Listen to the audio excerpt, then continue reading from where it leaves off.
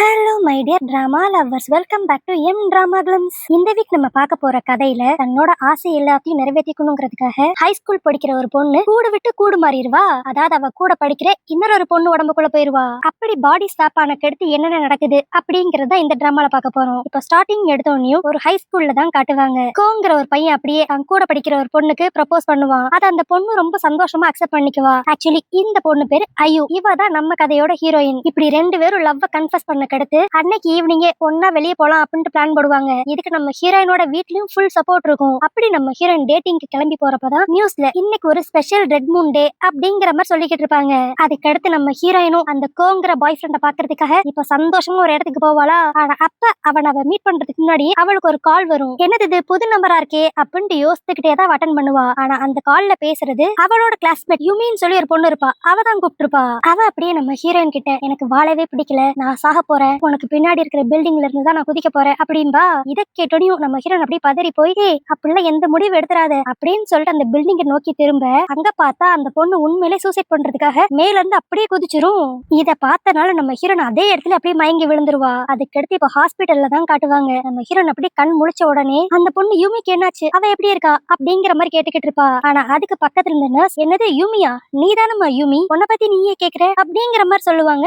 நம்ம ஹீரோனுக்கு ஒண்ணும் புரியாது. என்னது நான் யூமியா அப்படின்ட்டு யோசிச்சுக்கிட்டே அங்க ஆப்போசிட்ல இருக்கிற கண்ணாடியை பார்த்தா அந்த இடத்துல நம்ம ஹீரோனோட உருவம் தெரியாம அந்த யூமியோட உருவம் தான் அவ கண்ணுக்கு தெரியும். இதனால நம்ம ஹீரோன் அப்படியே பயந்து போய் கத்த அந்த இடத்துக்கு இப்ப யூமியோட அம்மா வந்து உனக்கு வேற வேலையே இல்லையா, ஏதாவது ஒண்ணு பண்ணிக்கிட்டே தான் இருப்பியா, இங்க இருக்க எல்லாத்தையும் ஃபர்ஸ்ட் சாரி கேளு அப்படிங்கிற மாதிரி சொல்லி அவங்களோட பொண்ணு யூமின்னு நினைச்சிட்டு நம்ம ஹீரோனை போட்டு அடிப்பாங்க. நம்ம ஹீரோனுக்கு சுத்தி என்ன நடக்குதுன்னே தெரியாது. இதெல்லாம் இவ யோசிச்சுக்கிட்டு இருக்கப்பயே அந்த யூமியோட அம்மா நம்ம ஹீரோயினை அவங்களோட வீட்டுக்கே கூட்டு போயிருவாங்க. ஆனா அங்க போனா அந்த வீடே ஒரு மாதிரி குப்பை கூடன் மாதிரி தான் இருக்கும். அதை கிளீன் பண்ணியே 4-5 நாள் ஆன மாதிரி இருக்கும். சரி இதெல்லாம் விட்டு தள்ளுவோம், இப்ப நம்ம சுத்தி என்னதான் நடக்குது அப்படிங்கறத இவங்க கிட்டயான்னு கேட்கலான்னு சொல்லிட்டு நம்ம ஹீரோயின் யூமியோட அம்மா கிட்ட பேசுறதுக்கு வாயாதான் திறப்பா. ஆனா அவங்க அம்மா இப்ப சப்புன்னு அரைஞ்சு ஒன்னும் பேச வேண்டாம், உன்னால எனக்கு தேவையில்லாத டென்ஷன், இப்ப நான் வேலைக்கு போறேன் அப்படின்ட்டு கதவை சாத்திட்டு டக்குன்னு அங்கிருந்து கிளம்பிடுவாங்க. பாவம் நம்ம ஹீரோயினுக்கு என்னதான் நடக்குதுன்னே புரியாது. நம்ம எப்படா யுமியோட உடம்புல இருக்கும், கடைசியா யுமி சூசைட் பண்றதுதான் நம்ம பார்த்தோம், இங்க என்னதான் நடக்குது அப்படிங்கிற மாதிரி அவ ரொம்ப குழம்பி போயிருவா. சரி தூங்கி எந்திரிச்சு எல்லாம் சரியா போயிரும் அப்படின்னு சொல்லிட்டு அடுத்த நாள் காலையில நம்ம ஹீரோயின் எந்திரிச்சு பார்த்தா இன்னும் யுமியோட உடம்புலயே தான் இருப்பா. சோ இதெல்லாம் கனவு இல்ல, ரியல் லைஃப்ல நம்ம ஏதோ ஒரு பிரச்சனையில மாட்டிக்கிட்டோம் அப்படின்ட்டு அவளுக்கு புரிஞ்சிரும். சரி பேசாம இப்ப நம்ம ஸ்ட்ரைட்டா நம்மளோட வீட்டுக்கு போய் நம்ம அம்மாவை பார்த்து நடந்ததெல்லாம் சொல்லலாம் அப்படின்ட்டு இப்ப நம்ம ஹீரோயின் அவங்க வீட்டுக்கு போவா. அங்க வெளியே அவங்க அம்மா இருப்பாங்களா, அவங்கள பார்த்த உடனே நம்ம ஹீரோயின் அப்படியே அழுதுகிட்டே அம்மா நான் ஐயோ வந்திருக்கேன் அப்படிங்கிற மாதிரி சொல்லுவா. ஆனா அதுக்கு அவங்க அம்மா ஒரு மாதிரி மேலையும் கீழையும் பார்த்துட்டு நீ என்னப்பா ஐயோட ஃப்ரெண்டா, இதுக்கு முன்னாடி நான் பார்த்ததே இல்லையே அப்படிங்கிற மாதிரி சொல்லுவாங்க.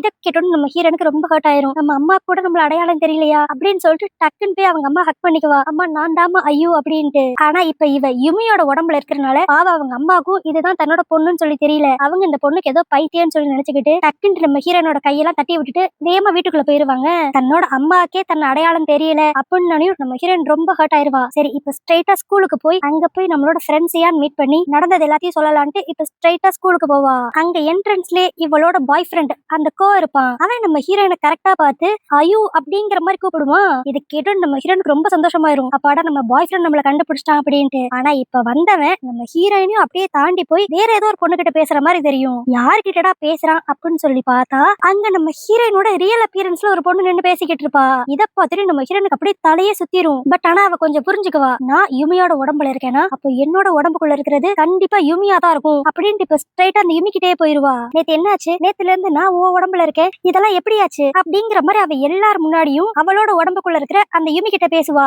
ஆனா இவ திடீர்னு வந்து இப்படிலாம் சொன்ன உடனேயும் சுத்தி இருக்கிற எல்லாரும் இவளதான் ஒரு மாதிரி வேடா பாத்துக்கிட்டு இருப்பாங்க. அது மட்டும் இல்லாம அங்க இருந்த மித்த ஸ்டூடெண்ட்ஸ் எல்லாருமே இந்த யுமிக்கு ஏதோ பைத்தியம் பிடிச்சிருச்சு, அவ தேவையே இல்லாம காலங்காத்தால ஐயோ கிட்ட வந்து பிரச்சனை பண்றா அப்படிங்கிற மாதிரி சொல்லிட்டு நம்ம ஹீரோயின் உடம்புக்குள்ள இருக்கிற யுமிய தன்னோட ஃப்ரெண்டுன்னு நினைச்சிட்டு எல்லாரும் கூட்டு போயிருவாங்க. இப்ப நம்ம ஹீரோயினுக்கு என்ன பண்றதுன்னு தெரியாது. அதனால ஸ்ட்ரெயிட்டா கிளாஸுக்கே போயிருவா. ஆனா அங்க போனா எப்பயுமே ஃப்ரெண்ட்ஸ் கேங் கூட சுத்திக்கிட்டு இருக்க நம்ம ஹீரோயின் இப்ப யுமியோட உடம்புக்குள்ள இருக்கிறனால தன்னந்தனியா இருப்பா. ஆக்சுவலி இத்தனை நாள் வரைக்கும் அந்த ஒரிஜினல் யுமி இப்படிதான் தன்னந்தனியா இருந்திருப்பா போல. கிளாஸ்ல அவ கூட யாரும் பெருசா பேசியிருக்க மாட்டாங்க. சோ இப்ப அதேதான் அந்த யுமியோட உடம்புக்குள்ள இருக்கிற நம்ம ஹீரோயினுக்கும் நடக்குது. ஆனா இதுவே இன்னொரு பக்கம் நம்ம ஹீரோயின் உடம்புக்குள்ள இருக்கிற அந்த யுமியை தான் காட்டுவாங்க. அவ நம்ம ஹீரோயின் உடம்புல இருந்துட்டு ரொம்ப சந்தோஷமா ஃப்ரெண்ட்ஸ் கூட சுத்துறது, ஃபன் பண்றது அப்படிங்கிற மாதிரி ஜாலியா இருப்பா. சோ இப்படி தன்னோட வாழ்க்கை ஒரே நாள்லயே மாறிடுச்சே அப்படின்னு நினைச்சு நம்ம ஹீரோயின் ஃபீல் பண்ணிக்கிட்டு இருக்கப்ப இப்ப கரெக்டா அந்த இடத்துக்கு நம்ம ஹீரோயினோட பாய் ஃப்ரெண்ட் அந்த கோ வருவான். ஆனா அவனுக்கு இன்னும் தெரியல இது தன்னோட கேர்ள் ஃப்ரெண்ட் தான் அப்படின்ட்டு. பட் இருந்தாலும் ஹீரோனும் தன்னோட கிளாஸ்மேட் கிட்ட பேசுற மாதிரி, யூமி இன்னைக்கு காலையில என்னாச்சு, ஏன் ஒரு மாதிரி வியடா வந்து என் கேர்ள் ஃப்ரெண்ட் கிட்ட அப்படி சண்டை போட்டுக்கிட்டு இருந்த அப்படிங்கிற மாதிரி கேட்பான். நம்ம ஹீரோன் இதுதான் சான்ஸ்னு சொல்லிட்டு இப்ப தன்னோட பாய் ஃப்ரெண்ட் கிட்ட நடந்த எல்லாத்தையும் சொல்லிடுவா. நேத்து நான் மீட் பண்ண வரதுக்கு முன்னாடி யூமி மாடியில இருந்து குதிச்சா, அதை தடுக்கலாம்னு நானும் நினைச்சேன். ஆனா அதுக்குள்ள அவ சூசைட் பண்ணிக்கிட்டா. அப்ப நானும் அன்கான்சியஸா கீழே விழுந்துட்டேன். ஆனா எந்திரிச்சு பார்த்தா நான் யூமியோட உடம்புல இருக்கேன். உண்மையை சொல்ல போனா நான் யூமியே இல்ல, அவ உடம்புல இருக்கிற உன்னோட கேர்ள் ஃப்ரெண்ட் அயு அப்படிங்கிற மாதிரி நம்ம ஹீரோயின் சொல்லுவா. பட் ஆனாலும் அந்த பாய் ஃப்ரெண்ட் கோ இதான் நம்ப மாட்டான். அப்ப நம்ம ஹீரோயின் அப்படியே, உனக்கு ஞாபகம் இருக்கா, நீ இந்த வாரத்துல தானே எனக்கு ப்ரப்போஸ் பண்ண, அதுவும் பக்கத்து ரூம்ல இருக்கிற கிளாஸ்ல வச்சுதானே எனக்கு ப்ரப்போஸ் பண்ண அப்படிங்கிற மாதிரி சொல்லுவா. சரி இதை வச்சு அந்த பாய் ஃப்ரெண்ட் கண்டுபிடிச்சிருவான் அப்படின்னு சொல்லி பார்த்தா அவன் இப்ப நம்ம ஹீரோயினை திட்டிடுவான். இங்க பாரு, உனக்கும் என்னோட கேர்ள் ஃப்ரெண்டுக்கும் என்ன பிரச்சனைன்னு தெரியல, ஆனா தேவையில்லாம இப்படிலாம் பேசிட்டு சுத்தாத. ஏதோ ஒரு கிளாஸ்மேட் அப்படிங்கிற அக்கறையில தான் நான் உன்கிட்ட பேச வந்தேன். ஆனா வந்து பேசினது கூட தப்புன்னு எனக்கு புரிஞ்சிருச்சு அப்படிங்கிற மாதிரி கோச்சுக்கிட்டு அவன் அங்க இருந்து கிளம்பிடுவான். பாவம் இப்ப நம்ம ஹீரோயின் ரொம்ப வெக்ஸ் ஆயிருவா. தன்னோட அம்மாக்கு தன் அடையாளம் தெரியல, பாய் ஃப்ரெண்டுக்கு அடையாளம் தெரியல, ஃப்ரெண்ட்ஸுக்கு அடையாளம் தெரியல அப்படின்ட்டு ரொம்ப கன்ஃபியூஸ் ஆகி வெக்ஸ் ஆகி போய் நிப்பா. அப்போ அந்த இடத்துக்கு நம்ம ஹீரோயினோட உடம்புல இருக்கிற அந்த யுமி வருவா. அவ அப்படியே நம்ம ஹீரோயினை பார்த்து, என்ன ஒரு நாள் என்னோட வாழ்க்கையை வாழ்ந்ததுக்கே செத்துடலாம் போல இருக்கா அப்படிங்கிற மாதிரி கேட்பா.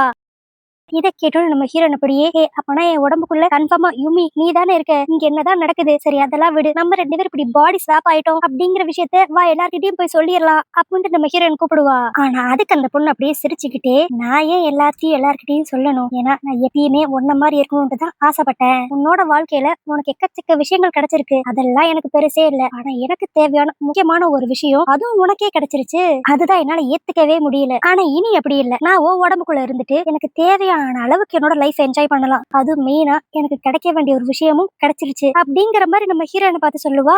இதை கேட்டு நம்ம ஹீரோன் அப்படியே ஷாக் ஆகி போய், இந்த விஷயத்த நான் எல்லார்கிட்டயும் சொல்ல போறேன் அப்படின்பா. ஆனா அப்பயும் அந்த பொண்ணு நக்கலா சிரிச்சுக்கிட்டு, நீ இப்ப இருக்கிறது என்னோட உடம்புல, அதனால நம்ம கிளாஸ்ல யூமி பக்கத்துல யாரும் வரமாட்டாங்க, அவ பேசுறது யாரும் கேட்க மாட்டாங்க, ஏன்னா இத்தனை வருஷமா அப்படித்தானே இருந்துச்சு அப்படிங்கிற மாதிரி அந்த ஒரிஜினல் யூமி ஒரு மாதிரி நம்ம ஹீரோன் உடம்புக்குள்ள இருந்து ஃபீல் பண்ணி சொல்லுவா. ஆனா அப்ப நம்ம ஹீரோன் அப்படியே, சரி நீ ஃபீல் பண்றதெல்லாம் இருக்கட்டும், ஆனா இதெல்லாம் எதுக்கு பர்டிகுலரா எனக்கு பண்ற, அப்படி என்கிட்ட இருந்து உனக்கு என்னதான் வேணும் அப்படின்ட்டு கேட்டா அதுக்கு அந்த பொண்ணு ஒரு மாதிரி சிரிச்சுக்கிட்டே, எனக்கு உன்கிட்ட இருந்து வேணுங்கிறது எல்லாமே உன்னோட பாய் ஃப்ரெண்ட் கோ தான், அதைத்தான் நான் இப்ப எடுத்துக்கிட்டேனே அப்படிங்கிற மாதிரி சொல்லி சிரிச்சுட்டு அங்க இருந்து கிளம்பிடுவா. இவ இப்படி பேசிட்டு போனதுலயே நம்ம ஹீரோனுக்கு நல்லா தெரிஞ்சிருச்சு இப்போதைக்கு இவங்களால திரும்பி ஒரிஜினல் உடம்புக்கு வர முடியாது அப்படின்ட்டு. சோ அதனால நம்ம ஹீரோனும் ரியாலிட்டி அக்செப்ட் பண்ணிட்டு இப்போதைக்கு அந்த யுமியோட உடம்புலயே தான் இருப்பா.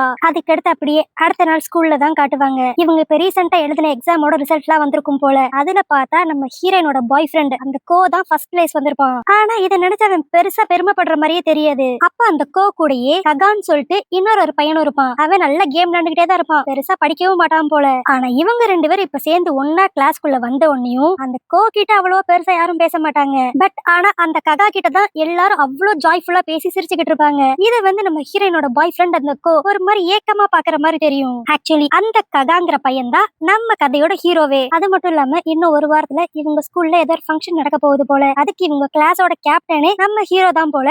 சோ இதனால எல்லாருமே நம்ம ஹீரோக்கு தான் அட்டென்ஷன் கொடுத்து பேசிக்கிட்டு இருப்பாங்க. அதுக்கடுத்து இந்த கிளாஸ்ல இருக்கிற எல்லாருமே ஒரு டிபார்ட்மெண்ட் எடுத்து அதுக்கேத்தாப்புல வேலை பார்க்கணும். அந்த கோ வந்து ஸ்டேஜ் டெக்கரேஷனுக்கு அவனோட பேர் எழுதுவான். இதை நோட் பண்ண நம்ம ஹீரோன் அப்படியே, நான் எப்படியான்ட்டு என்னோட பாய் ஃப்ரெண்ட் கோ கிட்ட க்ளோஸ் ஆகி நான் தான் உண்மையான அயு அப்படிங்கறத ப்ரூவ் பண்ணி ஆகணும் அப்படின்னு சொல்லிட்டு இப்ப அவளும் அந்த ஸ்டேஜ் டெக்கரேஷனுக்கு அவளோட பேர் எழுதிடுவா. அதுக்கடுத்து நம்ம ஹீரோன் இப்ப அப்படியே ஸ்டேஜ் டெக்கரேஷனுக்கான வேலை எல்லாத்தையும் செஞ்சுக்கிட்டு இருப்பாளா. அப்ப அந்த இடத்துக்கு ஏதோ ஒரு பையன் வர மாதிரி இருக்கும். சரி தன்னோட பாய் ஃப்ரெண்ட் கோ தான் அப்படின்னு நினைச்சிட்டு நம்ம ஹீரோன் ஆசையா திரும்புவா. ஆனா அங்க வந்தது நம்ம ஹீரோ. அவன் நம்ம ஹீரோயினை பார்த்து, யுமி உனக்கும் கோக்கு அப்படி என்ன பிரச்சனை, நான் எப்படி பார்த்தா அவன் தான் இங்க வந்திருக்கணும், ஆனா என்னன்னு தெரியல என்ன இங்க அனுப்பிச்சு விட்டுட்டான். அது மட்டும் இல்லாம நீ நடந்துக்கிறதெல்லாம் பார்த்தா உனக்கு கோ மேல இன்ட்ரெஸ்ட் இருக்கிற மாதிரி தெரியுதே, இங்க பாரு அவனுக்கு ஏற்கனவே கேர்ள் ஃப்ரெண்ட் இருக்கு, அதனால உன்னோட எண்ணத்தெல்லாம் நீ மாத்திக்கோ அப்படிங்கிற மாதிரி அவன் ரொம்ப சாஃப்டா தான் நம்ம ஹீரோன் கிட்ட பேசுவான். ஆனா நம்ம ஹீரோன் அப்படியே மனசுக்குள்ள அவனோட உண்மையான கேர்ள் ஃப்ரெண்டே நான் தான் அப்படிங்கிற மாதிரி நினைச்சுக்கிட்டு இப்ப ஸ்டேஜ் டெக்கரேஷன் வேலை எல்லாத்தையும் பாத்துக்கிட்டு இருப்பாளா. அப்ப ஏதோ ஒண்ணு பெயிண்ட் பண்ணிக்கிட்டு இருப்பாளா. இத பார்த்து நம்ம ஹீரோ அப்படியே கிண்டலா, நீ பரவாயில்லாம நல்லா தான் வரைகிற, ஆனா எனக்கு ஒரு பொண்ணை பிடிக்கும், அவளும் உன்ன மாதிரி தான் வரைவா, பட் எனக்கு பிடிச்ச பொண்ணாச்சேன்னு சொல்லி நான் அவளோட டிராயிங்ஸை பத்தி தப்பாவே சொல்ல மாட்டேன் அப்படிங்கிற மாதிரி நம்ம ஹீரோ சொல்லுவானா. ஆக்சுவலி நம்ம ஹீரோவும் ஹீரோயினும் ஃப்ரெண்ட்ஸ் போல. ஆனா என்ன நம்ம ஹீரோவுக்கு இப்ப ஆப்போசிட்ல இருக்கிறது தன்னோட ஃப்ரெண்டு அப்படிங்கிறது தெரியல. அது தெரியாம அவன் கேஷுவலா பேச இதை கேட்டு நம்ம ஹீரோன் அப்படியே ஷாக் ஆகி, என்னது உனக்கு ஒரு பொண்ணு பிடிக்குமா, இது ஏன் நீ என்கிட்ட சொல்லவே இல்ல அப்படிங்கிற மாதிரி நார்மலா பேச ஆரம்பிப்பா. நம்ம ஹீரோக்கு ஒரு மாதிரி ஷாக் ஆயிரும், எனக்கு ஒரு பொண்ணை பிடிச்சிருக்குன்ட்டு நான் ஏன் இவகிட்ட சொல்லணும் அப்படிங்கிற மாதிரி யோசிச்சுக்கிட்டு இருப்பான். ஆனா நம்ம ஹீரோயின் இப்ப யுமியோட உடம்புல இருக்கும் அப்படிங்கறதே மறந்துட்டு நம்ம ஹீரோவை போட்டு டார்ச்சர் பண்ணுவா. நீ எதுக்கு என்கிட்ட சொல்லல? யார் அந்த பொண்ணு? நம்ம கிளாஸ் தானா? எனக்கு அந்த பொண்ணு தெரியுமா? அப்படின்ட்டு பல கேள்வி கேட்டுக்கிட்டு இருப்பா. ஆனா அப்படி அவனை டீஸ் பண்ணி கொஸ்டின் கேட்டுக்கிட்டு இருக்கப்ப அவ கையில வச்சிருந்த பெயிண்ட் தெரியாதனமா நம்ம ஹீரோவோட மூஞ்சில கொட்டிரும். போச்சு, ஐயோ இங்க ஏதோ ஒரு பெரிய பிரச்சனை நடக்க போகுது அப்படின்ட்டு நம்ம ஹீரோயின் பயப்படுறப்ப நம்ம ஹீரோ அதை ஃபன்னா தான் எடுத்துக்குவான். நீ என்ன ஸ்டேஜுக்கு டெக்கரேஷன் பண்ண சொன்னா என்ன டெக்கரேட் பண்ணி வச்சிருக்க அப்படின்ட்டு அந்த சிச்சுவேஷனே காமெடி ஆக்கிருவான். ஆனா அப்ப நம்ம ஹீரோக்கு என்ன தோணுச்சுன்னு தெரியல. அவன் நம்ம ஹீரோயின் பண்ற பெயிண்டிங் எப்படி ஒத்து பாக்குறப்ப இதுக்கு முன்னாடி நம்ம ஹீரோயின் அவளோட ரியல் உடம்புல இருக்கிறப்ப இதே மாதிரி ஏதோ வரைஞ்சிருப்பா போல. அதுதான் இவனோட மைண்டுக்கு வரும். அப்ப நம்ம ஹீரோயின் இங்க பெயிண்ட் தீந்துருச்சு, நான் போய் நம்ம கிளாஸ்ல எக்ஸ்ட்ரா பெயிண்ட் வாங்கிட்டு வரேன் அப்படிங்கிற மாதிரி அங்க இருந்து எந்திரிச்சு போலான்னு பாப்பாளா. அந்த செகண்ட் நம்ம ஹீரோவோட கண்ணுக்கு அவ யுமியா தெரியாம நம்ம ஹீரோயினோட ஒரிஜினல் அப்பியரன்ஸ் அப்படியே தெரியவா. இதனால நம்ம ஹீரோவே ஒரு மாதிரி கன்ஃபியூஸ் ஆயிருவான். நம்மளுக்கே இப்படிலாம் வியர்டா தோணுது அப்படின்ட்டு. அதுக்கடுத்து இப்ப நம்ம ஹீரோயின் கிளாஸுக்கு போய் எனக்கு அடிஷனலா இன்னும் கொஞ்சம் பெயிண்ட் தேவை அப்படின்ட்டு அங்க ஷாப்பிங் பண்ற டிபார்ட்மெண்ட்ல இருக்கிற பொண்ணுங்க கிட்ட போய் கேட்டா அவங்க இதெல்லாம் அக்கௌண்டிங் டிபார்ட்மெண்ட்ல போய் கேளு அப்படின்ட்டு நம்ம ஹீரோயின் இன்னொரு டீம் கிட்ட போக சொல்லுவாங்க. சரின்ட்டு அங்க போக சொன்னா அவங்களும் நம்ம ஹீரோயினை இப்படி மாத்தி மாத்தி வேற ஒரு டீமுக்கு போக சொல்லிக்கிட்டே இருப்பாங்க. கடைசியா நம்ம ஹீரோயின் இதுக்கு முன்னாடி அவ ஒரிஜினல் அப்பியரன்ஸ்ல இருக்கிறப்ப அவளுக்கு ஃப்ரெண்டா இருந்திருப்பாங்கல்ல அவங்க கிட்ட போய் கேப்பா. ஆனா அவங்க அப்படியே மூஞ்சில அடிச்சாப்புல நம்ம ஹீரோயினை பார்த்து நீ என்ன நம்ம எல்லாரும் ஏதோ ஃப்ரெண்டு மாதிரி உரிமையா வந்து எங்க கிட்ட கேக்குற, எதனாலும் ஃபர்ஸ்ட் ப்ராப்பரா ஆபீஸ்ல போய் கேட்டுட்டு அதுக்கடுத்து வந்து எங்க கிட்ட கேளு, அது மட்டும் இல்லாம எங்க கிட்ட இருந்து கொஞ்சம் டிஸ்டன்ஸ் மெயின்டைன் பண்ணியே இரு அப்படிங்கிற மாதிரி சொல்லிடுவாங்க.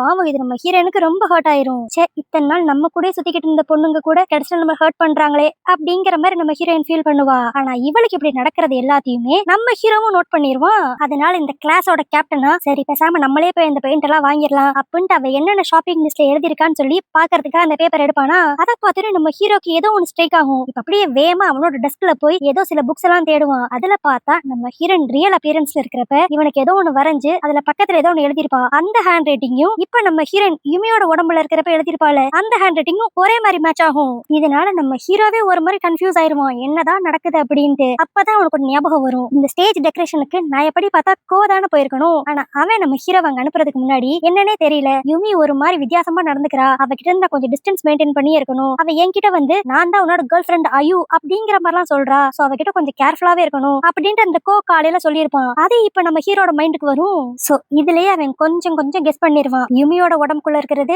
நம்மளோட ஃப்ரெண்ட் ஐயோட உடம்புக்குள்ள இருக்கிறதா யுமி அப்படின்ட்டு அவன் கெஸ் பண்ண ஆரம்பிச்சிருவான். இதனால நம்ம ஹீரோ இப்ப அப்படியே அங்க இருக்கிற எல்லா கிளாஸ் மெம்பர்ஸையும் திட்டுவான், உங்க எல்லாருக்கும் என்னாச்சு, யுமி ஒரு ஹெல்ப் தானே கேட்டா அதுக்கே அவளை அவ்வளவு அழகடிக்கிறீங்க அப்படிங்கிற மாதிரி கத்திக்கிட்டு இருப்பான். அப்ப நம்ம ஹீரோயினோட பெஸ்ட் ஃப்ரெண்ட்ஸ் ஆன அந்த ரெண்டு பொண்ணுங்க அப்படியே ஹே உனக்கு எதுவுமே தெரியாது, அந்த யுமி சரியே இல்ல, அவ நம்ம ஃப்ரெண்ட் ஐயோ கிட்டே எப்ப பார்த்தாலும் பிரச்சனை பண்ற மாதிரி தெரியுது, நேத்து காலையில கூட திடீர்னு ஸ்கூல் வாசல்ல வச்சு அவ நம்ம ஐயோ பிடிச்சி என்னென்னமோ வியடா பேசிக்கிட்டு இருந்தா, அதனாலதான் நாங்க இப்படி எல்லாம் பண்ண வேண்டியதாச்சு அப்படின்ட்டு இந்த ரெண்டு பொண்ணுங்க சொல்லுவாங்க. இதெல்லாம் கேட்டு நம்ம ஹீரோயின் பொறுக்க முடியாம இதெல்லாம் ஒரு மிஸ் அண்டர்ஸ்டாண்டிங், நீங்க நினைக்கிற மாதிரி நான் ஒண்ணு அந்த அளவுக்கு மோசமான பொண்ணு இல்ல அப்படிங்கிற மாதிரி சொல்லுவாளா. ஆனா அப்போ நம்ம ஹீரோயின் உடம்புக்குள்ள இருக்கிற அந்த யுமி நல்லவ மாதிரியே தயவு செஞ்சு அவளை யாரும் திட்டாதீங்க, அவ பாவம் ஏதோ ஒரு விரக்தியில அப்படிலாம் பண்றான்னு நினைக்கிறேன், எனக்கு தெரிஞ்சு அவளுக்கு மேல இன்ட்ரெஸ்ட் இருக்கும்னு நினைக்கிறேன், அதனாலதான் நானும் கோவும் ஒண்ணு சேர்ந்தனால இப்படி எல்லாம் பண்றா அப்படிங்கிற மாதிரி சொல்லுவா.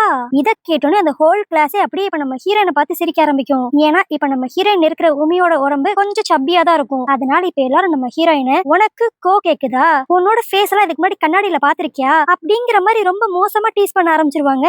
நம்ம ஹீரோயினும் எடுத்து சொல்ல ட்ரை பண்ணுவா, நீங்க நினைக்கிற மாதிரி எதுவும் இல்ல, இங்க ஒரு சின்ன மிஸ் அண்டர்ஸ்டாண்டிங் நடந்திருக்கு அப்படின்ட்டு. ஆனா இது எதையுமே அந்த கிளாஸ் மெம்பர்ஸ் காதுல வாங்கிக்காம நம்ம ஹீரோயினை டீஸ் பண்ணிட்டே இருப்பாங்களா. இதனால இப்ப நம்ம ஹீரோ செமையா கடுப்பாயிருவான். அவன் அப்படி எல்லாரையும் கத்தி விட்டுருவான், அவ தான் இதெல்லாம் ஒரு மிஸ் அண்டர்ஸ்டாண்டிங் சொல்றாள், உங்களுக்கு எல்லாம் புரியாதா அப்படின்னு சொல்லிட்டு இப்ப ஸ்ட்ரைட்டா நம்ம ஹீரோயினோட உடம்புக்குள்ள இருக்கிற அந்த யுமி கிட்ட போய் ஏதோ காதுல சொல்லுவான். இதை கேட்டோடனே அந்த யுமி ஒரு மாதிரி அப்படியே ஷாக் ஆகி ஹோல் கிளாஸ் முன்னாடியே எனக்கு தெரிஞ்சு நான் தான் ஏதோ தப்பா புரிஞ்சுட்டேன்னு நினைக்கிறேன், மித்தபடி அவ மேல எந்த தப்பும் இல்ல, அவளை இனிமேல் யாரும் டீஸ் பண்ணாதீங்க, இங்க நடந்த பிரச்சனையே இதோட எல்லாரும் மறந்துருவோம் அப்படின்ட்டு ஹோல் கிளாஸ் முன்னாடி சாரி வேற கேப்பா.